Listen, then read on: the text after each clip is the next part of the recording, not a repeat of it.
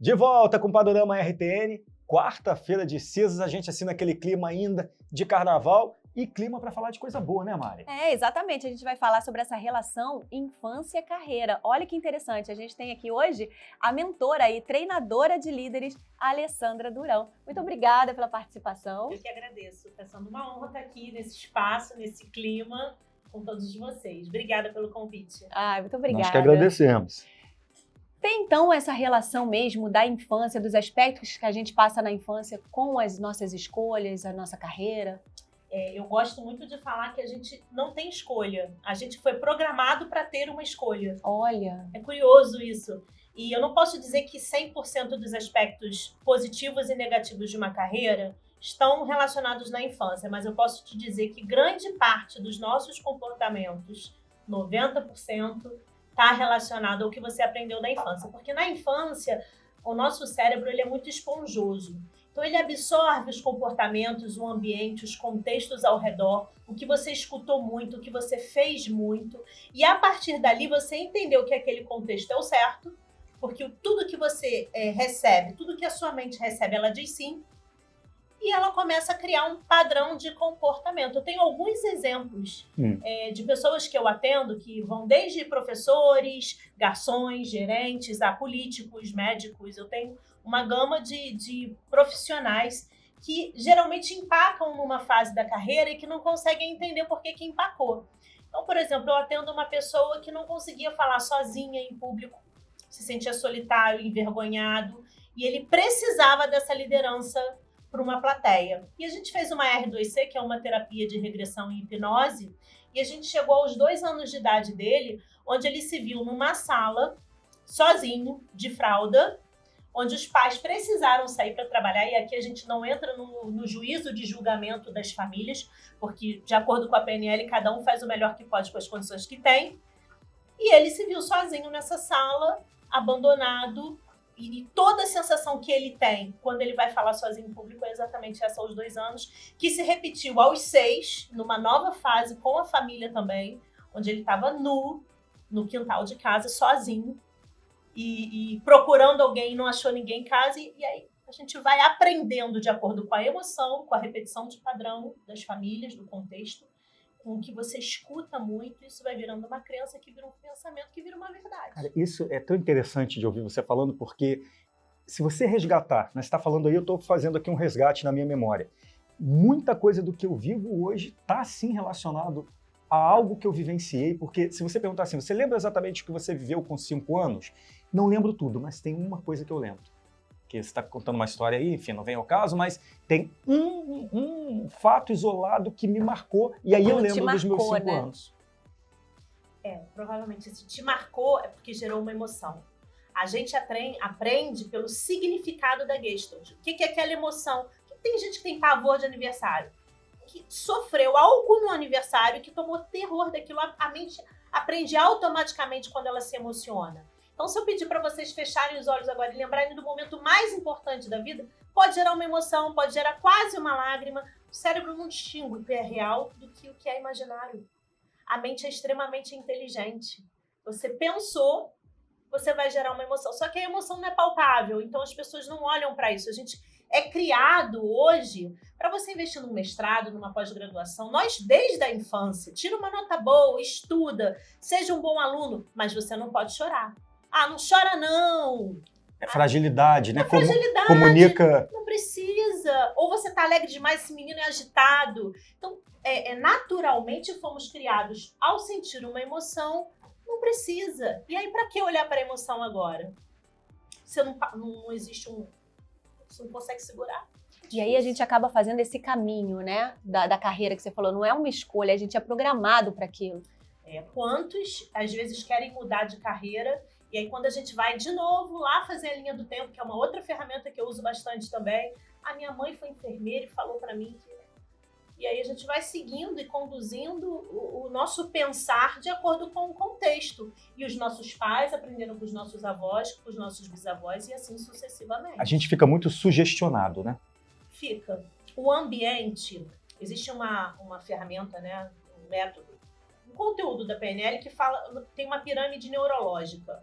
a base da pirâmide é o ambiente. O ambiente, ele influencia diretamente no seu comportamento. Então, aqui a gente se comporta de uma forma, na casa da nossa família de outra. E se a gente quiser fazer uma análise ainda mais profunda desse comportamento versus ambiente, pega a geração baby boomer, lá de trás, né? Meu pai e minha mãe, que queria nascer e morrer numa empresa. Da onde veio esse comportamento? Do contexto que eles viveram pós-guerra. Eles queriam segurança, eles queriam estabilidade. O legal era ter 39 anos de empresa. Pega uma geração alfa agora, que quer qualidade de vida, que quer trocar de trabalho, que não entende hierarquia, que gosta da troca. Eu vejo que tem uma mudança muito grande, Absurda. né, de comportamento em carreira. Tudo que você acabou de trazer. O contexto influencia o seu comportamento. E é possível a gente fazer uma alteração disso sem ser programado? Por exemplo, você foi sugestionado, você aprendeu que você deveria seguir um caminho e você por si só muda esse caminho, muda esse padrão. É possível por intuição? É possível isso? Eu gosto muito dessa palavra intuição. Inclusive, é uma das coisas que eu aprendo muito. Hoje, vindo para cá, eu tenho uma consultoria de imagem que falou assim, vai de branco. E eu falei, caramba, eu tô sentindo que eu quero ir de vermelho. Eu cheguei aqui e a Mari falou assim, de vermelho. A intuição é o que a gente chama, na constelação sistêmica, na programação neurolinguística, na hipnose, que é o que dá a conexão para o seu caminho certo. O sentir, não o pensar. Só que a nossa mente, hoje em dia, ela não para de falar. As vozes estão no WhatsApp, nas pessoas que falam com você na televisão, no trânsito. São muitas vozes na nossa cabeça que interferem na nossa tomada de decisão. Então, intuição, na minha opinião, e desses conteúdos que eu trouxe, é um excelente caminho. Eu não costumo expor, assim, de ficar falando de mim mesmo, mas eu fiz essa pergunta de propósito. Porque eu sou fruto de um meio onde meu pai era um homem maravilhoso pra gente, de verdade, mas alcoólatra, e minha mãe também bebia, e todos fumavam, e eu sou o filho mais novo, e todos os meus irmãos repetindo esse padrão, todos fumando, bebendo, e ninguém me ensinou a fazer diferente. Eu nunca bebi nada alcoólico, nada contra quem bebe, mas eu não quis, embora eu tenha aprendido, tenha vivido num meio onde tudo isso era me apresentado como, ok, tá tudo certo. Nunca fumei cigarro, ou seja, quebrei todos esses padrões e, na verdade, não fui orientado para isso. Por isso que eu perguntei se por intuição, que às vezes eu fico me perguntando, é karmático, Aí eu começo a pensar até no espiritual, acho que eu já tive a boa sorte de alguém me colocou na minha... Mas não me lembro de alguém chegar e me educar para aquilo. Foi um processo que, para mim, que não tenho estudo, não tenho conhecimento técnico, foi um processo natural. Aí eu falo, poxa Deus, obrigado, mas no fundo eu não sei de onde vem isso. Sua pergunta é sensacional. Existe um contexto, aconteceu um fato. Meu pai bebia, meus irmãos repetiram esse padrão. Eu posso repetir o padrão para gerar conexão com o meu gerador, né, com quem me criou, ou eu posso repelir esse padrão, porque ele me faz mal e eu vou para o extremo oposto. Dentro desse contexto, você pode ter pernas de pessoas profissionais. Vamos falar de profissionais? Eu posso ter profissionais extremamente disciplinados, determinados, que correm atrás, porque eles entenderam lá atrás o que não era bom. Então, eles sabem que eles precisam agir. Está balançando a cabeça, está se identificando com o que eu falei. Sim. Então, rapidamente, a gente traça um perfil profissional. Ou aqueles que não conseguiram e que repetiram o padrão, mas que sim, podem se reprogramar. Programação neurolinguística é você ir no cerne da questão e fazer um novo programa, contar para sua cabeça uma nova história. Que você fala assim, meu pai foi legal, foi ótimo, teve isso e eu tô aqui. Mas e os outros irmãos vão contar a mesma história? A história é a mesma. Mas o contexto é igual. Mas para cada um teve um significado. E é exatamente isso que a gente faz. A gente pega esse significado do falar em público, do ter uma proposta nova. Tem gente que vibra, tem gente que fala, eu não vou. Eu tenho uma cliente que fala, recebeu uma promoção, falou, eu não vou. Fazemos a volta na infância e a gente percebe o quê? A mãe falava, você não vai brincar na rua, você não vai sair sozinha, você não vai pra festa, porque tem perigo lá fora. Qualquer coisa que saia de dentro de casa tá em perigo para você. É muito... Como é que eu vou pegar um carro novo? Você que tem filha pequena, É isso que eu ia Mari. falar agora, porque eu tenho filha pequena, né? Assim, quais são os principais alertas que a gente deve ter, né? Pra gente acabar não bloqueando, não cerceando aí os nossos filhos. De imediato agora, eu posso dizer, jamais fale qualquer coisa da Mariana. Mariana, você é isso. Porque aí você está jogando um nível de identidade, ele vai acreditar que ele é aquilo. Você tem um comportamento, olha que diferença, que parece ser preguiçoso. Ter muito cuidado com a fala, porque a fala feita repetidamente na sua cabeça, na infância, pode se virar uma verdade. Vira verdade. E aí É é uma interessante crença, você né? falar isso, né? Quando a As gente... crenças malditas. Bom, só vou falar porque todo mundo sabe, tá na mídia, já saiu, eu pequenininho, na época não tinha internet, tinha uma mulher que descia de uma nave que era a Xuxa. Uhum. E tem esse vídeo já, né? Todo mundo já viu, e comenta, a Xuxa vai e fala assim pra mim, Charles, guarde, você vai ser ator, você vai ser aí, toda vez que eu fico... É mesmo. Você vai ser repórter, e tudo. E eu acreditei no que aquela moça falou para mim, Xuxa Meneghel. E aquela mulher determinou a minha vida, porque eu acreditei. Eu falei, a Xuxa falou. A Xuxa falar seria hoje o Lucas Neto falar para a criança, sei lá o quê, né? A importância que tem aquilo. E aquilo virou verdade. Então, eu tenho uma escola de atores, né? Junto com a Sininha de Paula. A gente forma atores há 17 anos no Rio de Janeiro, há 9 anos em São Paulo. E eu tomo muito cuidado com o que eu vou falar para uma criança em sala de aula, porque é uma responsabilidade imensa. Você está ali falando com um ser em construção. Então, pais que eu vejo, às vezes, com falas destrutivas para o filho, pensa nisso, preste atenção nisso que está sendo dito aqui agora, porque você afirma que o seu filho é algo que depois ele vai ter que lutar muito para não ser aquilo que você está fazendo ele acreditar que ele é. Então vamos ser um pouquinho responsáveis. Esses dias eu estava numa loja grande de departamento e vi uma mãe fazendo isso e pensei, mas que bobagem que ela está fazendo. Ela está fazendo a criança acreditar que a criança não tem valor. E de uma forma super injusta até, né? Você trouxe vários conteúdos aí da programação neurolinguística. Um deles é a crença. Como é que a gente adquire uma crença? Por algo que a gente viveu que foi muito bom, muito ruim, gera um trauma, e aí você acredita que aquilo não é bom para você. É a crença pela emoção, um forte impacto emocional. Tem a crença por autoridade. Alguém que tenha autoridade, assim como você tem autoridade na sua escola de teatro, assim como a Xuxa tinha autoridade, falou algo para você, como um médico. Você vai morrer. Como que isso tem um impacto forte na gente? Porque essa pessoa representa uma autoridade. Os líderes religiosos, os políticos são autoridades. Então, a nossa mente, ela se abre para ouvir aquilo. Nossa, eu estou ouvindo isso de você. Então, isso tem muita importância para mim. Eu resolvi acreditar nela. Engraçado, você Olha vai a crença de falando, novo. ela vai falando, a gente vai se lembrando da nossa vida, né? Aconteceu também um episódio comigo, isso já tem 10 anos, e uma médica, eu tenho um problema sério de endometriose, né? E endometriose é uma doença que não tem cura, né? Uma inflamação que a gente tem nos órgãos reprodutores. E uma médica virou pra mim e falou assim, poxa, você nunca vai poder ter filho. Mas eu peguei aquela frase dela e falei assim, peraí, como assim eu nunca? Que sentença é essa, né? Isso, eu vou sim. E eu lutei, não foi fácil, mas eu tive. Né? Então tem coisas que eu acho, né, que dão um empurrão também pra gente, não tem Sim, isso? é o significado que você está dando. Tem coisas que me dão um empurrão. E tem outras pessoas que vão escolher não serem empurradas. E é o que a gente vê no mercado hoje em dia. E é o que eu trabalho bastante com as pessoas. Qual o significado que você vai dar? Eu tive um cliente na semana passada que tinha 2 escolhas enormes, uma decisão enorme para ele tomar. E a gente faz um trabalho para que a decisão fique mais clara e que ele dê o significado certo, ele conte a história certa para aquilo que aconteceu. Tá pensativo aí em casa, né?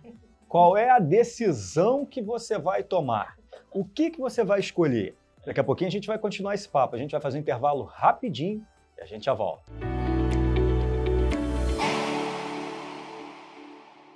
De volta com o Panorama RTN. Exatamente, nós estamos aqui com a Alessandra Durão, ela é treinadora de líderes e mentora. Obrigada, muito obrigada pela sua participação com esses assuntos aqui bastante esclarecedores. Você estava falando muito de crença, né, da importância da crença para a nossa cabeça, né, que a gente acaba acreditando naquilo ali. É muito grave, né? Olha, eu fico muito atenta à semântica da palavra. O Charles usou a vida é injusta e você falou é muito grave. É um padrão. A gente começa a trabalhar a crença modificando a semântica que a gente usa. Crença é um padrão que a gente estabeleceu, ou porque a gente pegou por aí, ou porque a gente herdou de pai e mãe, ou porque teve uma gestalt alta e virou uma crença para mim. E aí é só a gente reprogramar. E respondendo à pergunta da vida é injusta, sim, às vezes a vida é. Às vezes acontece uma injustiça com as pessoas. E a gente pode contar uma história em relação a essa injustiça que aconteceu. Ela pode ter te ensinado muito, ela pode ter te levado para o buraco. Qual é o tom, qual é a semântica que você usa para falar? Porque a cabeça, gente, ela escuta tudo que a gente fala. As coisas boas e as bobagens. o tempo inteiro. E o cérebro, por não distinguir o que é realidade do que é imaginário, se você começa a elocubrar uma cena negativa, algo que vai dar ruim, você cocria sim aquela realidade e começa a sentir isso. Pensar, sentir, agir. Isso é muito rápido. Isso é inteligência emocional. Quando eu começo a perceber que o que eu estou pensando não é legal para mim, e aí eu interrompo esse ciclo do pensar, reprogramo, conto uma história diferente e eu começo a sentir diferente. Por sentir diferente, eu me comporto diferente. Sabe o que eu acho mais interessante nisso tudo que você está falando? É que você coloca a gente como sendo eu sou o responsável por mim. Você está falando de várias questões externas, mas que o centro sou eu. Então, quem vai fazer, quem vai para o buraco, vamos falar da forma mais simples, quem vai escolher para o buraco ou pegar uma mola e ir para cima de vez, sou eu mesmo. Tudo vai acontecer, tudo está no meu entorno. Agora, a forma que eu vou receber, experimentar e escolher sou eu. Né? É o primeiro pilar da inteligência emocional. Você acabou de dizer, autorresponsabilidade. Nós somos responsáveis por tudo que acontece com a gente. E não querendo trazer aqui doenças graves, mortes de parentes, não é isso. Mas o que eu faço a partir daí é a autorresponsabilidade. Enquanto eu delego a culpa, que o pessoal gosta de falar culpa, eu falo responsabilidade, eu não consigo sair do caminho, porque o meu poder está no outro, a minha alegria está no outro. Tudo está no outro. Eu não consigo por causa do outro. Então, o outro é que manda na minha vida. Agora, tudo isso com muito amor, muito acolhimento, né, gente? Acolher o ser humano que não consegue, acolher o ser humano que já consegue. É o processo de evolução de cada um. Pois é, você está falando aí de acolhimento, né? Você que é mentora já ajudou mais de 1000 pessoas aí a transformarem, né, as suas carreiras. Quais são as maiores dificuldades das pessoas hoje no mercado de trabalho que você precisou dar aí uma atenção especial? Olha, na pesquisa, assim, Forbes, pegando essas grandes referências, o maior motivo de demissão é comportamental. Não é porque o cara não sabe fazer uma planilha de Excel, não é porque ele não sabe fazer a venda, porque ele não sabe se relacionar com as pessoas, ele não sabe lidar com a hierarquia, ele faz fofoca do colega, sabe? Ele chega atrasado. É comportamento. E esses padrões de comportamento, tem um grande diretor da Walmart, há muito tempo atrás, falou que quem ensina comportamento foi pai e mãe lá atrás. Contrate ser humano e treine a técnica. Você vai olhar, por que tem dinâmica de grupo? Você vai olhar para como a pessoa se comporta, o que ela está fazendo. E dentro dessas dificuldades, hoje, o que eu percebo é o medo de errar, o medo de ousar, o medo de ganhar um cargo acima do que pode. E eu vejo também muito problema, muito. Posso dizer que 90% das pessoas têm problema com grana, com financeiro.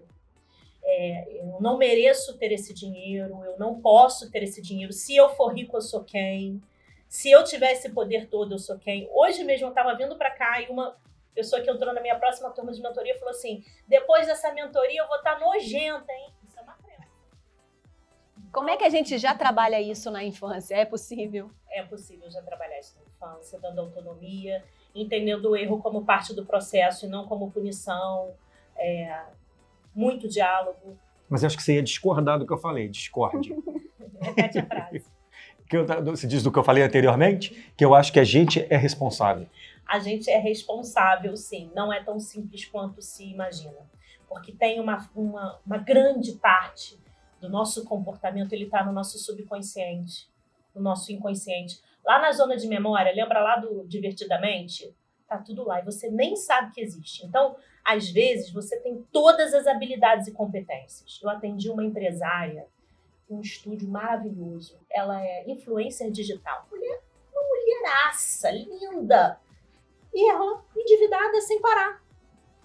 Como explica isso? Como se explica isso? Coloquei meu consultor financeiro e vou trazendo para a parte consciente do que se entende de um programa de autorresponsabilidade dela. E ela fazendo tudo e mais um pouco. Mais uma vez a gente fez uma R2C, que é uma Regress to Cause. Chegamos lá no cerne da questão em relação a financeiro. Onde ela viu a avó, uma cena, onde a avó pega os pedaços de frango e fala assim, você não vai comer tudo porque eu não sei se vai ter mais amanhã. E essa cena se repete durante a infância dela. Então, ela está sempre num padrão de eu vou dever porque eu não sei, ela não consegue ter o merecimento do dinheiro. Não pode ter, Que não doideira, tem né? autorização para merecer. Assim como esse grande líder que eu estou trabalhando, o pai dele falava assim para ele, o que te dá virtude é o trabalho suado. O dinheiro e o poder não te levam a nada. E a meta dele é alcançar um cargo poderoso. Ele tem todas as habilidades e competências. Ele é uma fera, assim, no profissional.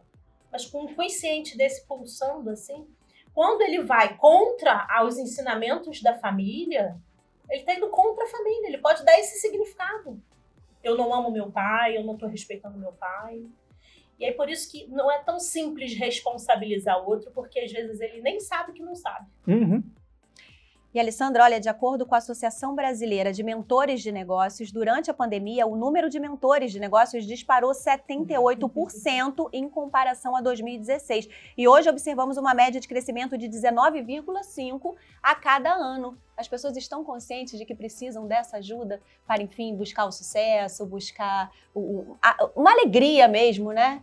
Eu ouvi em algumas palestras aí que eu assisti, do Carlos Ferreirinha, até que é um cara que eu admiro bastante, ele falou: Alessandra, esse negócio vai crescer muito, as pessoas não vão ter para onde correr, vão precisar olhar para a emoção, vão precisar olhar para esses contextos para conseguir lidar. O mundo está diferente, é muita informação para a mente, né? Hoje em dia o tempo de concentração do ser humano é de 8 segundos, o do peixe dourado é de 9, a gente está perdendo para o peixe dourado.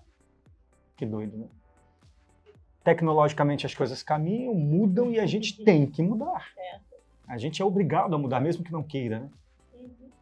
Que interessante. Você queria deixar uma mensagem para as pessoas que estão assistindo, ouvindo esse papo, e às vezes fica meio perdido? Você quer deixar uma mensagem? A mensagem que eu posso dizer é que, assim, eu hoje tenho esse conteúdo todo e já me perdi em algumas vezes, já não me intitulei responsável por algumas situações e sempre tive dúvida de fazer ou não fazer. Então as pessoas às vezes ficam, busco ou não busco, busco ou não busco. E eu posso te dizer que em janeiro agora eu fiz um curso que eu estava em dúvida se eu buscava ou se não buscava. Então que a dúvida faz parte, o desamor faz parte, a raiva, o ódio, todas as emoções fazem parte da vida, porque a vida é flexível, a vida não é uma linha reta. A linha reta é aquela que toca lá no hospital que você está morto. Olha aí. Então que a gente tenha sabedoria para acolher nossas emoções, entender o nosso momento de vida, nos respeitar acima de tudo e seguir o caminho que a gente sente que é o melhor pra gente. Deixa seu contato para o público. Vocês podem me seguir na rede social, que é alessandra.durão. E eu posso falar com vocês. Na rede social, alessandra.durão. E eu tô lá com a minha equipe falando com todos vocês. Obrigada, gente. Obrigado a você Muito por ter vindo. obrigada. Viu, gente? Vamos pensar nisso. Ó. Carnaval acabou, ano começando, que às vezes o ano só começa depois do carnaval, né? Vamos pegar esse papo que a gente teve aqui agora, vamos pensar um pouquinho, olhar pra frente. 2023 vai ser lindo. Até amanhã. Tchau, tchau. Tchau.